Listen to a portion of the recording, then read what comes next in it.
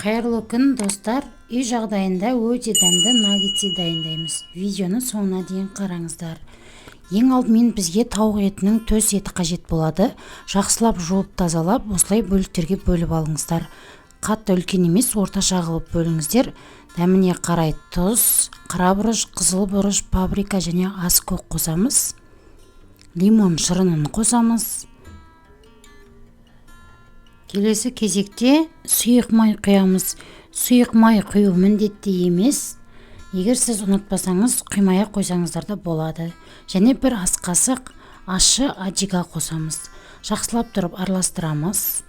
Барлығы толық араласып болғаннан соң, бетін жауып, кемінде 35-20 минутқа қойып қоямыз.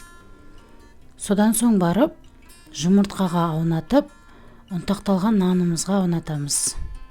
Дәл осылай жасап шығасыздар барлығын. Содан соң барып, ыдысымызға, яғни тапамызға пергамент қағазын төсеп, қатар-қатар орналастырамыз. Бәрін бірден салмаймыз, кезекпен орналастырып шығыңыздар. Пешке 180 градусқа 20-25 минутта пісіп шығады.